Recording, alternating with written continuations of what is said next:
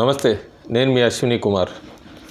సహజంగా మీడియాలంతా కూడా ఏదో రకంగా ఒక పార్టీకి ప్యాకేజ్ అనుకోవచ్చు, లేదంటే వాళ్ళ మీద అభిమానంతోనో ఎట్లాగట్లా స్ప్లిట్ అయిపోయి ఉంటాయి.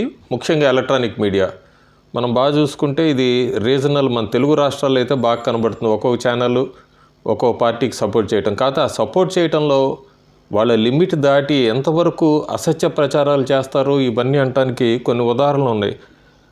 తెలంగాణ ముఖ్యమంత్రి రేవంత్ రెడ్డికి ముఖ్యమంత్రి అయ్యాక తొలిసారిగా ఒక ఎలక్ట్రానిక్ మీడియాకి ఇంటర్వ్యూ ఇచ్చారు. ఒక ఇంటర్వ్యూ ఇచ్చాక రేవంత్ రెడ్డి స్పష్టంగా ఆ ఛానల్ని ఉద్దేశించి మాట్లాడుతూ, నాకు ఇంతవరకు ఆంధ్రప్రదేశ్ ముఖ్యమంత్రి జగన్మోహన్ రెడ్డి ఫోన్ చేయలేదు, నన్ను కలవలేదు. ఇది సహజంగా ప్రోటోకాల్ అనుకోండి, ఏదైనా కట్టెసి మీదన్నా కలవాలి.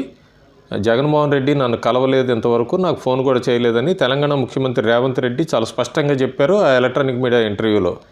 ఇదే ఎలక్ట్రానిక్ మీడియా కరెక్ట్గా ఎన్నికలకు ముందు ఒక కథ అల్లింది. ఆ కథ ఆడియో మీరు ఇందురు కానీ. జగన్ చేయించిన సర్వేలో కాంగ్రెస్ కు 72 సీట్లు వస్తాయని తేలిందని మీకు జగన్ గారు కంగ్రాట్స్ చెప్పమన్నారు అని ఆ ఉద్యోగి రేవంత్ రెడ్డికి చెప్పారట. అయితే రేవంత్ రెడ్డి మాత్రం ఎక్కువగా స్పందించకుండా మర్యాద పూర్వకంగా కృతజ్ఞతలు అని చెప్పి ముగించినట్టు సమాచారం.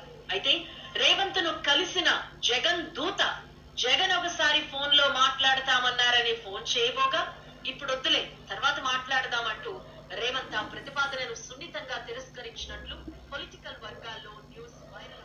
సహజంగా ముఖ్యమంత్రులు అయితే పక్క రాష్ట్రాల ముఖ్యమంత్రులు కర్తసీ కన్నా ఫోన్ చేస్తారు. మరి జగన్మోహన్ రెడ్డి గారి నుంచి అయితే నాకు ఫోన్ కూడా రాలేదు.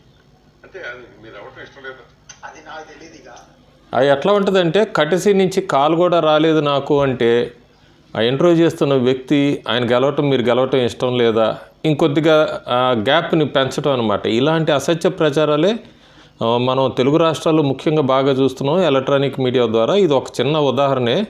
ఆంధ్రప్రదేశ్లో తెలుగుదేశం పార్టీ క్యాడర్ అప్పుడే ప్రధానమంత్రి నరేంద్ర మోడీ మీద కానీ బీజేపీ మీద ఎట్లాంటి విష ప్రచారం మొదలుపెట్టిన శనివారం నుంచి అనేది నేను నా నెక్స్ట్ వీడియోలో పెడతాను. Thank you.